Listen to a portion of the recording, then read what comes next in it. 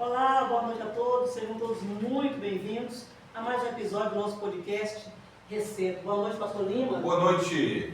Boa noite, reverendo Prato, seja bem-vindo, querido. Obrigado. Obrigado, por você ter esse convite de estar aqui essa Noite. Obrigado à produção. Deus abençoe vocês. Já sabe que sem produção, sem vocês, né, sem a produção não há podcast, né? Então, nós queremos agradecer a vocês, que Deus vos abençoe. Antes de nós começarmos aqui nossa conversa aqui, né, o nosso bate-papo, pastor Lima, é consigo. Ok, boa noite a todos, reverendo, bem-vindo, boa noite. Pastora Rosa, Deus abençoe. Queremos informar que esse episódio tem um oferecimento da Evenando Editora, né, pastora Evelyn, pastor Nando, e também da ICMC e da Missão Atos 8, da Paula Fanquinella. Exato. Então pronto, nós estamos aí com parceria com os nossos irmãos e queremos pedir que vocês visitem, principalmente para aqueles que estão agora com proposta de escrever um livro, colocar numa editora, na Amazon, divulgarem. Evenando Editora, ICMC e Missão Atos 8, da Paola Fanquinella, que esteve conosco aqui. Um podcast abençoado também. Um abraço a todos vocês, Deus abençoe. E visite aqui o podcast Receito no YouTube e também no Instagram com a pastora Roselina, não é isso? Exato. É isso aí. Comece compartilhando aí, convide alguém, vamos estar aqui nessa noite conversando aqui sobre muitos assuntos, esclarecendo aqui algumas dúvidas. Nosso querido amigo, pastor, reverendo Luiz Prates, mais conhecido como Prates, né? Isso. Pastor, mais uma vez, seja bem-vindo. E vamos lá, nós gostaríamos que o pastor começasse aí se apresentando, né? Nós sabemos que o pastor mora em São Paulo, morava em São Paulo, no Rio de Portugal. Sim. Se apresenta. Na verdade, eu nasci no Rio Grande do Sul. Eu sou gaúcho, gaúcho, mas gaúcho. assim, minha mãe gaúcha e meu pai da Paraíba, do Nordeste. Eu fiquei um paraúcho. Paraíba, hoje gaúcho. para hoje. Muito bom. Mas vim de São Paulo para cá, né? Viemos aqui para Lisboa. Já há quanto tempo está aqui, reverendo? Já tem um ano e um pouquinho. Um ano e um Passou pouquinho. rápido, né? Passou Passou muito rápido. Então o reverendo esteve aqui conosco, Vai fazer um ano. tinha 3 meses que estava por aqui mais ou menos. Isso, 2, 3 meses. exatamente. Estava aí nesse período ainda. Benção. E depois a gente, né? O trabalho, É verdade. as atividades nos separam apenas isso. Né? Graças a Deus a comunhão Graças a Deus, é permanente. mesmo. Eu Verdade. fiquei muito feliz, mais uma vez quero agradecer Oh, por essa obrigado. oportunidade, né, de ser convidado para estar nesse podcast. Nós Que agradecemos, maravilha, né? que bênção. Mas assim, lá no Brasil, praticamente não é diferente a vida lá e a vida cá. Né? Lá vivia mais ministerialmente, então dando aulas de cultura hebraica, participando de seminários, elaborando, né, seminários, simpósios, né, na escritura. E isso no Brasil tem um fluxo bem maior, mais Bem maior, é pessoas, verdade. tem mais 10 vezes mais. possibilidade de participar. É verdade. Né? Então a gente conseguia viver, né, da obra lá. Aqui não, aqui a gente vive mais do trabalho, do trabalho. Então hoje foi o dia de folga para a gente poder estar aqui. Graças a Deus, né? Essa bênção. Que deu certo. Já vimos aí combinado algumas vezes e hoje, graças a Deus, aprove Deus que desse certo para estarmos juntos. Graças a Deus. Mas dando continuidade, nós temos a informação e sabemos, e estamos muito felizes por isso. O reverendo Prates, ele é palestrante, biblicista, é bacharel em teologia pela FATEC, é isso? FATEC, Faculdade de Teologia de Recife, né? Recife, Pernambuco, vizinho da minha terra, lá de Alagoas. Escritor, conferencista, o reverendo também é escritor. Sim, sou registrado lá Sim. na Universidade de Letras. Então já temos aqui a Evenando também para criar aí Exato. a editora Evenando. É escritor, conferencista, Professor de cultura hebraica. Cultura hebraica bíblica. De cultura hebraica bíblica. Ok. E tem uma frase que nos marcou muito, né? Você quer citar essa frase dele? Essa frase que eu estou dizendo. O entendimento do conhecimento gera amadurecimento. Essa frase aqui deixou muito comigo. Isso foi algo que Deus me deu lá no Brasil, porque a gente, quando estuda teologia, né, eu fiz muitos anos, e sempre vivia entre os teólogos, qual é a prioridade? É conhecimento. Né? É ter conhecimento. É estudar para ter sempre mais conhecimento. E aí um dia o Senhor falou comigo e me deu esse entendimento. O conhecimento é ótimo. O conhecimento é maravilhoso. O conhecimento eu comparo como um mundo de conhecimento. É ótimo, excelente, maravilhoso, é preciso. Porém, o entendimento do conhecimento não é mais um mundo, é um universo. O que vai gerar o amadurecimento é entendimento do conhecimento, não o conhecimento em si. Claro que precisamos ter o conhecimento, que é o primeiro nível. Sem conhecimento eu não tenho como usufruir do entendimento. Então o conhecimento é a veste do entendimento. E o entendimento é a revelação da sabedoria. Então, eu sei de coisas, mas se eu não entendo de fato essas coisas, elas não me são tão úteis assim. Não usufruo. Não vou usufruir da plenitude.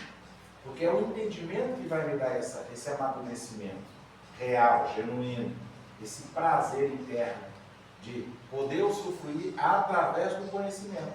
Eu preciso do conhecimento, que ele é um meio para que eu possa me aprofundar. Então, a minha proposta sempre foi essa no Brasil, assim, quando nós íamos desenvolver um seminário. Dizer, olha, a maioria dos que participavam eram teólogos. A maioria, todo mundo tinha formação teológica. Eu dizia, minha proposta não é trazer conhecimento para os irmãos. Eles ficavam assim chocados, né? Eu digo, porque conhecimento vocês já têm. E se você quiser conhecimento, você compra um livro, você faz um curso, você vai para a internet, você vai para uma faculdade, você faz um seminário. Lá tem conhecimento. Agora, a minha proposta é trazer entendimento do conhecimento. Maravilha. Aí sim.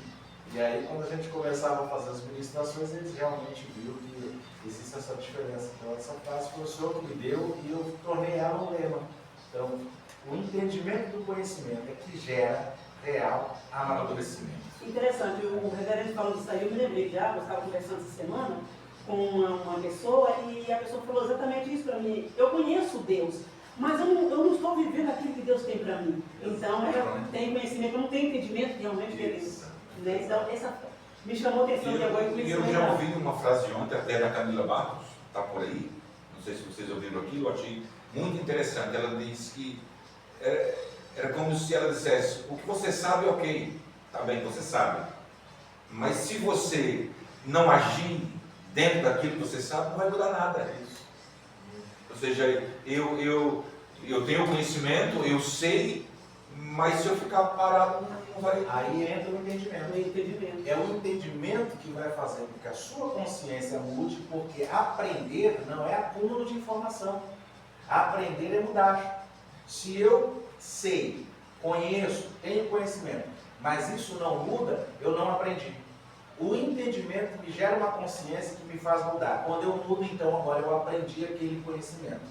Senão ele fica apenas no nível de conhecimento. O que ela falou é verdade, mas precisa da mola propulsora para que a pessoa haja. Para tomar uma decisão. O que faz a pessoa agir? É o entendimento. Ah, entendi. Então eu entendi que eu preciso mudar, eu entendi que eu preciso melhorar, eu entendi que é possível eu crescer além daquilo que eu fui condicionado a acreditar que não poderia. E aí esse entendimento vira o amadurecimento. E aí é quando eu amadureço, porque eu só amadureço depois que ajo. É muito forte. Porque eu primeiro tenho que agir. Por isso que Jesus disse que conhecereis A verdade. E a verdade vos vos libertará. libertará. O que liberta não é a verdade, porque a verdade é o conhecimento. A verdade é um meio. É o conhecimento da verdade que te liberta, não é isso? Só que esse conhecimento, quando ele fala isso, ele já fala com um nível de consciência, ou seja, com um nível de entendimento. Eu tenho entendimento que eu preciso conhecer a verdade, então sim, agora a verdade liberta. Porque a verdade é uma realidade, mas ela não liberta todo mundo. Por quê? Porque não tem conhecimento com entendimento. Com Conhece, não entende. Não é? Tremendo. É muito forte. Reverendo, o reverendo é biblicista, né? Eu gostaria que o reverendo me explicasse, porque eu andei pesquisando aqui, mas eu quero saber se o que eu pesquisei é o que o reverendo vai dizer, biblicista. Por que eu me identifico? Então eu sempre me identifiquei como biblicista. Na verdade, antes, desde jovem, quando eu ministrava, o pessoal dizia assim, o Praxis ele é biblicista. E eu até não entendia direito o que eles queriam dizer. Por quê? Porque eu ficava só na Bíblia. Eu não gostava de trazer assuntos de fora, né? Por isso eu era chamado de biblicista. Hoje eu me identifico como biblicista dentro da cultura hebraica, para poder identificar o seguinte: não é um curso de hebraico para aprender a ler e escrever hebraico. Como o foco é entendimento do que está escrito e que foi escrito pelos hebreus, a história deles, a Bíblia fala, se refere à história deles, não é? Para a gente entender isso de acordo com a cultura hebraica, mas bíblica, para poder compreender. Vou dar um exemplo rápido, pequeno, só para entender. Por exemplo, a gente sabe, conhece, está aqui escrito, né, que Deus abriu o mar, né, que mal traduzido, quem estudar depois vai ver que não é vermelho, né, não existe mar vermelho. Quem vai a Israel sabe disso. Né? Chega lá e pergunta para qualquer judeu, se Deus abriu o mar vermelho para vocês passarem, vai dizer, não existe esse mar. Que mar? Isso nunca aconteceu. Porque o nome do mar, na verdade, é mar de junco, não é? E uma má tradução da palavra rir, que engoliram um E, ficou ré, e ré em inglês é vermelho, e emplacou depois como mar vermelho. Então, mas é mar de junco, não é vermelho. E tem outras explicações teológicas por que o mar vermelho é chamado de mar vermelho, sendo que foi só um erro gráfico. Para ver o que é, não tem entendimento. Não é? Então, nós vemos pela Bíblia, quando lemos o literal da tradução, que toda tradução traz consigo uma traição. Os próprios rabinos, quando escrevem alguma coisa em hebraico, e se for traduzido para qualquer outra língua, eles já pedem desculpas, porque vai ser traduzido. E a tradução, naturalmente, carrega consigo uma traição, ou seja, não vai ser perfeita. Então, a gente sabe que aprendemos que Deus abriu o mar, uma abertura para todo o povo passar. Na cultura hebraica, 12 aberturas, uma para cada tribo. E ainda cobriram em cima com água congelada. Porque Paulo diz que Israel foi batizado nas águas do mar. Para ser batizado tem que ter água por cima. Então Deus cobre por cima com água gelada. Por causa de quem? A primeira artilharia egípcia que ia para uma guerra eram os arqueiros. Então eles jogavam as flechas, só que já estava protegido. Se tem uma das coisas que é impossível pegar Deus, é pegar Deus de surpresa. É impossível. Então pronto. Certo? Então a gente sabe que era uma, mas na verdade não é. Mas se você olhar direitinho na internet, imagens sobre a abertura do mar, vai ter algumas imagens que você vai observar que tem uma passagem, tem outra aberta no cantinho assim. Está mostrando que é mais de uma já. Certo? Mas na cultura hebraica isso é natural, é uma passagem para cada tribo. Isso não é para se pregar, é só para se saber, para se ter entendimento. E lembrando que a escritura originalmente foi escrita em hebraico e aramaico. Né? Depois foi traduzida para o grego, depois traduzida para o latim, falando de forma resumida. Não é? Depois do latim foi traduzida para o alemão, onde é o primeiro livro impresso é a Bíblia, em alemão. Não é? Quando a gente ouve assim, parece até que foi em português. Não, foi em alemão. Depois da tradução da Bíblia em alemão, foi traduzida para o inglês, né? O inglês britânico, certo? Que aí também houve mais essas adulterações, esses erros gráficos. Só então depois foi traduzido para o espanhol daqui, europeu, né? E então traduzida para o português de Portugal, né? Que o João Ferreira de Almeida traduziu até o livro de Ezequiel, e depois morreu. E depois outros foram traduzidos, só que a Igreja Católica, é claro, tinha que dar a honra ao João Ferreira de Almeida, que era paz. Então, a própria tradução vai afastando o entendimento original daquilo que de fato estava escrito. Por isso que hoje no Brasil nós temos revista corrigida. Corrigir o quê? Aí depois vem a outra. Corrigida e atualizada, para não dizer que é corrigindo e recorrigindo. Não é? Então, quando a gente percebe isso, meu Deus, é só dar a mão palmatória que, na verdade, nós temos uma tradução. A tradução não é o original, e o original é bem diferente o entendimento. Então, biblicista. Então, eu sou professor de cultura hebraica bíblica, para a gente poder voltar para as raízes daquilo que de fato estava lá e o que é que estava escrito no princípio. Né? Então, foi escrita na linguagem oriental, no entendimento oriental, com o entendimento oriental. Nós nascemos no Ocidente, temos uma mentalidade ocidental, uma linguagem ocidental, e aí nós fazemos uma leitura ocidental daquilo que não tem nem vínculo com o Ocidente, em nada. Dá outro exemplo. Jesus disse assim, são 7 princípios, mas eu vou falar só um. Jesus disse assim, o meu jugo é leve. É isso? O que a gente aprende no Brasil? Vou falar do Brasil que a gente aprende. Sim. Não sei das outras nações. Jugo é uma canga que coloca em cima do animal para ele não passar cerca, não fugir. Quando ele é bravo, ele lá vai. O que ele está dizendo, o meu jugo é leve, é em relação ao ensino. Não tem nada a ver com canga. O meu ensino é leve, vocês podem praticar. Ele nunca mandou fazer nada que primeiro não tenha feito. E tudo que ele fez possibilitou ainda mais para que os seus seguidores fizessem. Certo? Então ele está dizendo o quê? O meu ensino é leve, porque ele repreende depois certo grupo de pessoas, dizendo: o ensino de vocês coloca um jugo pesado, ou seja, ensino pesado, o que vocês mesmos não praticam. Ele está falando de ensino, não é outra coisa, mas não tem como a gente ter esse entendimento com a linguagem que nós temos na Bíblia. Não tem. Porque o nosso entendimento de jugo vai virar cano que coloca um animal rebelde. Não foi nada disso que ele disse. Entendeu? Então, o nosso intuito de trazer esse ensino de cultura hebraica é trazer o entendimento do conhecimento. Você já conhece, mas não entende. Né? Feito o galo que cantou 3 vezes, e não era galo, é o som do galináceo, que era um toque de trombeta, mudança de turno de hora em hora romana. Até porque é proibido em Jerusalém ter esse tipo de ave, né? Galo, galinha, porque suja muito a cidade, e a cidade é considerada cidade santa. Mas a tradução, na hora, disse: bom, o som do galo nasce, é o galo cantando. Aí escreveu que era o galo cantando. E fizeram aí uma música para ele. Meu Deus, para ele. São esses detalhes que a gente vai trazendo o entendimento. Então você que está nos acompanhando aí nessa noite, estamos aqui com o reverendo Brax, estamos falando aqui sobre cultura hebraica. Você quer conhecer mais sobre a cultura hebraica? Fique conosco, nos acompanhe até o final. E partilhe. Convida alguém para estar conosco.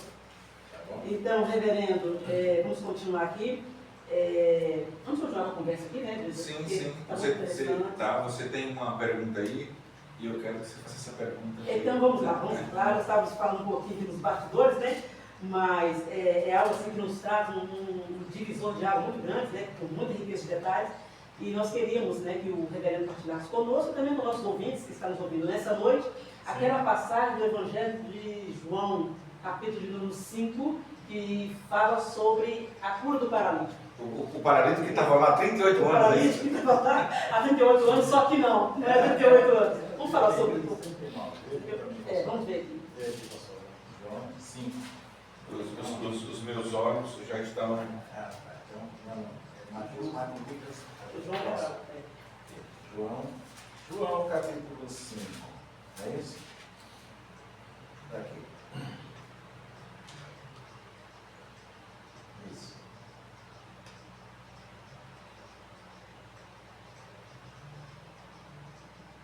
E essa tradução aqui realmente vai estar dizendo que ele tinha 38 anos lá. Né? Mas não é. Esse texto de João capítulo 5 ele é bem comentado no seguinte: os historiadores, as pessoas que estudam mais a questão da formação do cânon do Evangelho, vão argumentar o seguinte. Primeira resposta, que esse texto não é um texto encontrado nos mais antigos manuscritos. Foi inserido posteriormente. E isso então descredibiliza o texto, dizendo: não, isso aqui não aconteceu, isso aqui foi colocado depois, é uma história que alguém criou, é um acréscimo. Não é? Esse é um argumento. Okay. O segundo é o seguinte: não, isso aconteceu, ainda que foi colocado depois, não tem nenhum problema, não é? Até porque o Evangelho não foi feito, criado, formatado de forma cronometradamente correta, são fatos que foram captados e foram adicionados, então sim, ocorreu. Porém, o anjo que está sendo relatado aqui não seria um anjo espiritual, que descia uma vez por ano e movia as águas, e sim uma referência, porque aqui, nessa nesse evento de Lucas 5, né? Está bem claro aqui, no capítulo, João 5. Depois disso havia uma festa entre os judeus, e os judeus subiam a Jerusalém. É uma festa. Esta festa era uma festa de libação, uma festa de purificação, onde era jogada muita água no altar, e a água descia pelo altar do templo e descia, ia descendo pela cidade. E também chegava lá no tanque chamado Betesda, não é? Ali no portão das ovelhas. E o sacerdote, depois iam descendo, eles desciam, e ele iria então visitar o tanque. E ele então seria denominado como anjo, bem como no livro do Apocalipse está lá a carta escrita o anjo da igreja. Não era o anjo espiritual, não era um anjo, um ser angelical, e sim ao líder, não é? Então esse é um segundo entendimento, que esse anjo não seria um anjo espiritual, e sim a descida do sacerdote, né, a chegar ali. Mas o interessante é observar que Jesus ele não vai direto para a festa, ele vai gerar uma festa. A festa já estava estabelecida lá em cima, mas ele vai gerar uma festa embaixo. Então ele vai direto para o tanque, onde tem muitas pessoas, são 5 degraus, né, 5 alpendres, está ali escrito, 5 degraus. E esse homem que está há muitos anos e tem 39 anos, um erro de vírgula muda todo o sentido da frase. Exatamente. Vamos ver um erro de vírgula para confirmar isso que eu estou dizendo aqui. Jesus está lá no madeiro, certo? E tem 2 homens, na direita e na esquerda, não é assim? Um blasfema, o outro reconhece. Ao que reconhece, Jesus vira para ele e diz assim: em verdade te digo, que hoje mesmo estarás comigo no paraíso. Mas vamos entender isso. Ele foi no mesmo dia para o paraíso? Não. A gente sabe que não. Não é isso? Então o que está escrito de fato? Está escrito o que ele disse de fato. Ele disse: em verdade te digo. Te digo hoje, vírgula. Eu te digo hoje que tu estarás comigo no paraíso. Mas a vírgula foi colocada de forma errada, e aí ficou parecendo que ele disse: hoje mesmo tu estarás comigo no paraíso. Não, hoje mesmo, vírgula, eu te digo que tu estarás no paraíso comigo. Não no mesmo dia, porque nem ele subiu no mesmo dia. 3 dias depois ele está lá dizendo às mulheres: olha, eu nem fui ainda com meu pai. Vosso pai, meu pai, nosso pai, meu Deus, nosso Deus, eu nem fui ainda. 3º dia. Como ele poderia dizer então? Na verdade foi um erro gráfico de tradução, o que ocorre aqui mais uma vez também. Então esse homem, há muito tempo, vírgula, tinha 39 anos. Ele não estava há 39 anos no posto. Seria até uma injustiça de Deus deixar o homem 39 anos lá. Ele estava lá há muito tempo. Há muito tempo. O tempo não é especificado. É só a idade dele que é especificada, e não o tempo que ele está lá. E aí Jesus desce, vai lá e pergunta a ele se ele quer ser curado. A pergunta parece óbvia. E por que ele pergunta? Porque ele sabe que aquele homem que está há muito tempo desanimou. Ele não acreditava mais. Ele estava ali apenas porque talvez não tivesse outro lugar para estar. A sociedade dele era a sociedade dos aflitos.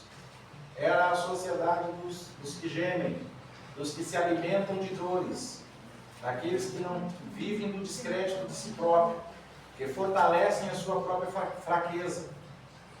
Então Jesus pergunta para ele, porque Jesus sempre vai no ponto: o que tu queres que eu te faça? A mesma coisa do cego. Queres o quê? Aí tu vai: não, mas claro que ele queria ver. E por que Jesus pergunta? Jesus pergunta porque sempre tem, na pergunta de Jesus, a pergunta de Jesus já é didática. A pergunta dele já é ensinadora. Não precisa da resposta para ser completa. Porque quando eu compreendo a pergunta, eu nem preciso mais da resposta. Aí ele pergunta: quer explicação? Para que o homem externe a sua situação. Não tem homem algum que, quando as águas são agitadas, me coloque nela. O que ele tem? Um sentimento, um ressentimento de culpa nos outros pela sua situação.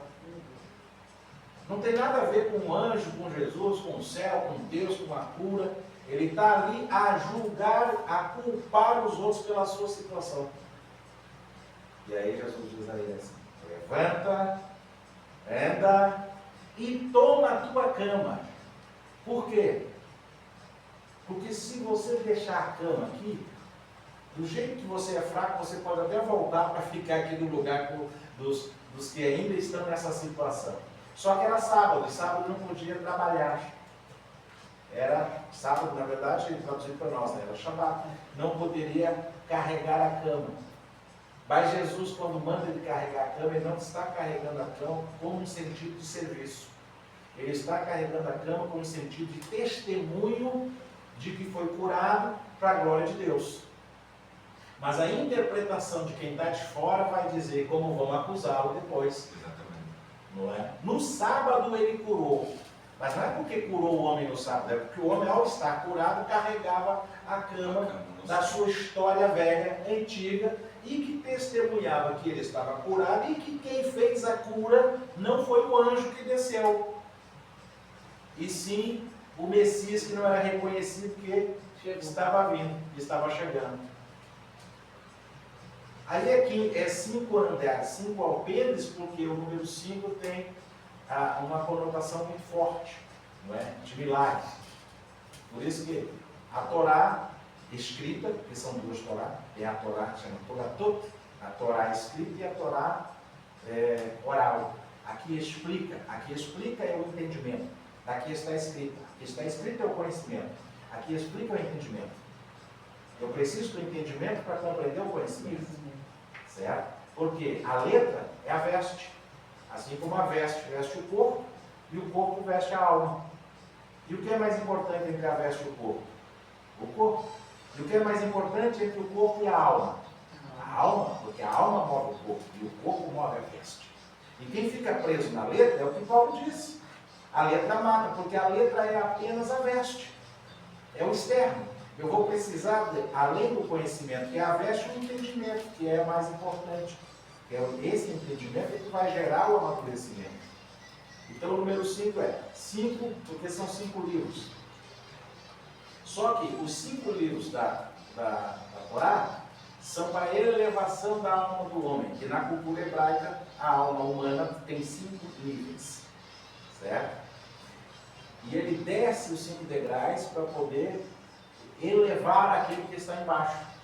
Assim como ele é filho de Deus e desce para tornar os homens filhos de Deus, para subirem, se elevarem como filhos de Deus. E por aí vai. É muita. E por aí vamos e por aí queremos ir. Mas é muito importante como uma vírgula muda todo sentido, né? E há muitas ministrações, muitas explicações de que este homem da cruz, naquele momento, ainda chama bom ladrão. Bom ladrão, bom bandido, ou é bom ou não é. Porque como é que pode ser bom sendo mal? E se usa muito, se usa muito para justificar alguns erros até próprio de quem está pregando, de quem está expressando esse sentimento. Não, eu posso fazer, porque o ladrão foi salvo lá naquele momento. No último momento.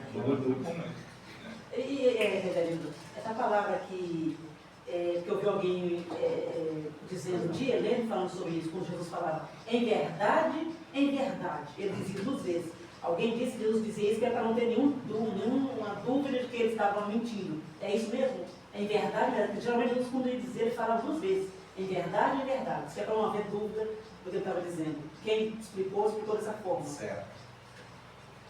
O que acontece? Quando ele ia ministrar, ele tinha alguns posicionamentos pessoais e também era a cultura hebraica. Por exemplo, quando um mestre vai ensinar em Israel, ele se assenta. Diferente de nós, quando vai ensinar, ele se levanta e o povo fica sentado. Então, naquele tempo, uma das características do mestre, quando ele ia ensinar, ele se sentava. O mestre sentou porque ele vai ensinar.